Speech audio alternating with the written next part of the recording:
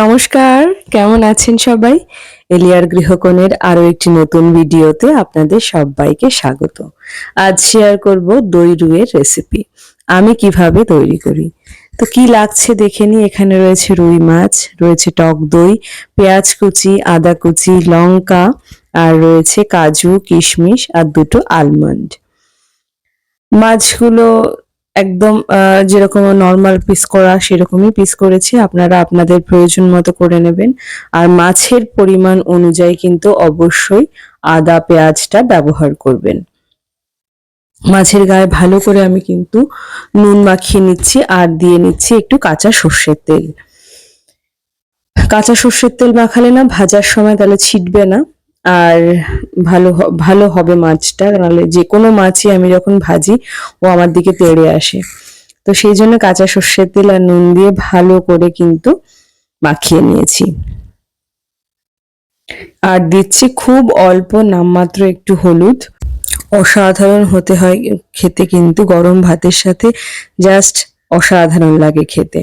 তো নুন হলুদ কিন্তু মাখানো আমার কমপ্লিট। একদম এভাবে মাখিয়ে কিছুক্ষণ মানে 5 থেকে 10 মিনিট একটু রেস্টে রাখবো, যাতে মাছগুলোর ভেতরে খুব ভালো করে নুনটা ঢুকে যায়।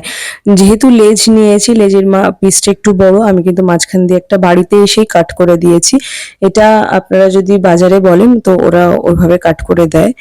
তো এই যে মাছগুলোকে আমার রেখেছিলাম আমি 5 মিনিট, তারপরে কিন্তু সর্ষের তেলে ভালো করে ভেজে নেব। রান্নাটা পুরোটাই কিন্তু আমি সর্ষের তেলে করব। মাছটা যতক্ষণ ভাজা হয় ততক্ষণ আমি পেস্টগুলো করে নিই। এখানে দিয়েছি আদা, আর দেব পেঁয়াজ, অল্প একটু পেঁয়াজ দেবো, সবটা পেঁয়াজ দেব না।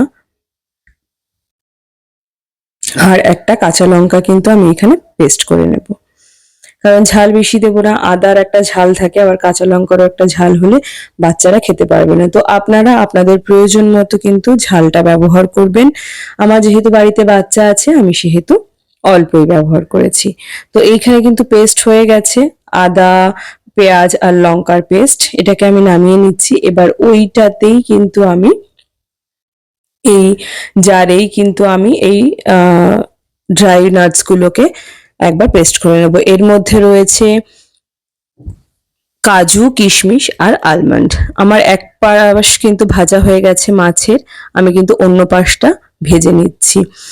মিডিয়াম টু লো ফ্লেমে ভেজেছি প্রথমে, তারপরে কিন্তু আমি গ্যাসের ফ্লেমটা কম করে দিয়েছি, কারণ বেশি হাই ফ্লেম দিলে কিন্তু পুড়ে যাবে তলার থেকে, মানে ওপরের থেকে, আর ভেতরটা কিন্তু কাঁচা থেকে যাবে। সেজন্য আমি কিন্তু অল্প দিয়েছি গ্যাসের ফ্লেমটা। আর এখানে ওই যে টক দই একটুখানি জাস্ট আমি ওই পেস্টটার সাথেই কিন্তু ফেটিয়ে নেবো, জাস্ট একবার একটু ঘুরিয়ে নেবো মিক্সিতে। টক দইটা টক তো একটু, তো তার জন্য একটু ব্যালেন্স করার জন্য কিন্তু আমি 1 চামচ মতো চিনি দিয়েছি এর মধ্যে। তো এটাকে নিয়ে ভালো করে আমি মিক্সিতে ব্লেন্ড করে নিয়েছি। এবার দেখুন আমার কিন্তু মাছটা সুন্দরভাবে ভাজা হয়ে গেছে। মাছগুলোকে আমি জাস্ট এবার নামিয়ে নেব একটা বোলে। খুব দেখুন একদম কিন্তু সুন্দর ভাজা হয়েছে। এইখানে মাছের আমার যেহেতু মাছের পিসগুলো একটু মোটা আর বড় বড়, সেই জন্য কিন্তু আমি গ্যাসের ফ্লেমটা একদম কমে দিয়ে ভেজেছি। আর এখানে একটু তেল কম, তো আমি আরেকটু তেল অ্যাড করব, সর্ষের তেলই অবশ্যই অ্যাড করব আমি। যে মাছ ভাজা আমার কমপ্লিট। এবার ওই মাছের তেলের মধ্যে আমি আরেকটু সর্ষের তেল অ্যাড করব। অ্যাড করার পরে কিন্তু এখানে দিচ্ছি আমি গোটা গরম মশলা, গোটা জিরে, দারচিনি, এলাচ, লবঙ্গ। এবার এটা ভালো করে ভাজবো। যখন গন্ধ বেরোতে শুরু করবে যে হ্যাঁ ভাজা হয়ে গেছে, তখন কিন্তু আমি দেব কুচানো পেঁয়াজগুলো। পেঁয়াজটাকে একদম আমি র্যান্ডম চপ করেছি। এখানে কিন্তু আমি একটা মিডিয়াম সাইজের পেঁয়াজ নিয়েছি, খুব বড় একটাও নিইনি, কারণ আমার মাছের যা পরিমাণ তাতে এটাতেই হয়ে যাবে। আপনারা অবশ্যই আপনাদের মাছের পরিমাণ অনুযায়ী পেঁয়াজটা নেবেন। আর দিয়েছি কিন্তু একটু নুন, যাতে তাড়াতাড়ি সফট হয়ে যায় পেঁয়াজটা।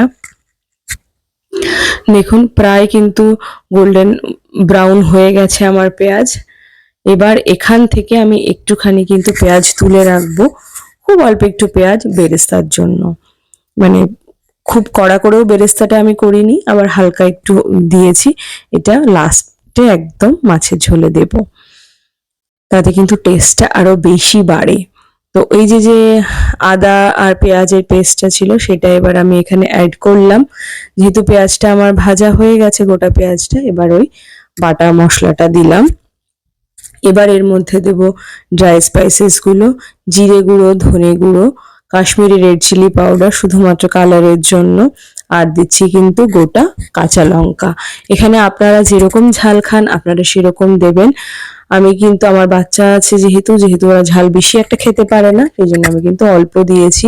আর আমি কিন্তু এখানে কোনো হলুদ ব্যবহার করছি না, রান্নাটাতে কিন্তু হলুদ দিইনি, মাছে যেটুকু হলুদ দিয়ে ভেজেছি শুধুমাত্র সেটুকুই।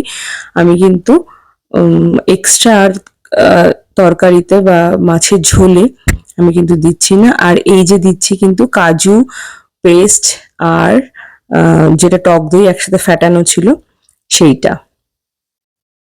এবার এটাকে ভালো করে কিন্তু কষাতে হবে, যত বেশি কষানো হবে তত কিন্তু ভালো হবে। আমার পেঁয়াজের আর আদার পেস্টটা কষানো হওয়ার পরেই কিন্তু আমি এখানে ওই কাজু, কিশমিশ আর আলমন্ড আর দইয়ের পেস্টটা দিলাম। এবার ওটা ভালো করে যখন একটু কষানো হয়ে যাবে, যাতে কাজুর কাঁচা গন্ধটা বেরিয়ে যায়, তারপর কিন্তু আমি একটুখানি জাস্ট হালকা গরম জল দিয়েছিলাম, কোনো এক্সট্রা জল আর দিইনি। ওই যে যে মিক্সার জারটা ছিল সেটাকে ধুয়েই আমি গরম জলটা দিয়েছি। এবার কিন্তু ঝোল আপনারা অবশ্যই আপনাদের পরিমাণ মতো রাখবেন, আমার পরিমাণ মতো আমি ঝোল দিয়েছি। হলুদ কিন্তু দিইনি, কিন্তু দেখুন কালারটা কিন্তু মশলার কালারটাই চলে এসেছে। আর এই যে ঝোল ফুটে উঠলে কিন্তু এবার আমি মাছগুলোকে এক এক করে দিয়ে দেব।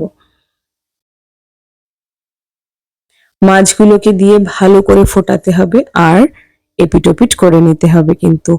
তো দই রুই আমার একদম রেডি হয়ে গেছে। এই যে মাছের ঝোল কিন্তু একদম ফুটে উঠেছে। এভাবে একবার ট্রাই করে দেখবেন, আশা করি আপনাদের ভালো লাগবে। একদম বিয়েবাড়ির স্টাইল কিন্তু টেস্টটা আসে।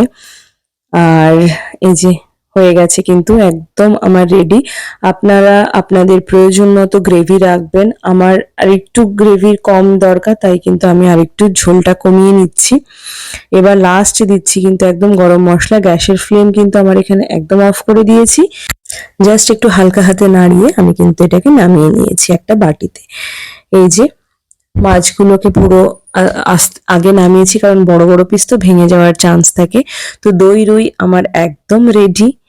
গরম ভাতের সাথে জাস্ট অসাধারণ লাগে দই রুইটা। তো আর যে বেরেস্তাটা আমি আগে তুলে রেখেছিলাম সেটাকে উপর দিয়ে ছড়িয়ে দিচ্ছি। আমার দই রুইয়ের রেসিপি কিন্তু একদম রেডি। আর জাস্ট ডেকোরেশনের জন্য একটু ফ্রেশ ক্রিম দিচ্ছি। যদি আপনাদের আমার এই ভিডিওটা ভালো লেগে থাকে তাহলে অবশ্যই কমেন্টে জানাবেন। আজ এই অবধি, আবার দেখা হবে অন্য কোনো দিন অন্য কোনো ভিডিওতে। ততক্ষণ পর্যন্ত আপনারা সবাই সুস্থ থাকবেন, ভালো থাকবেন এবং আমাকে কিন্তু সুন্দর সুন্দর কমেন্ট করবেন।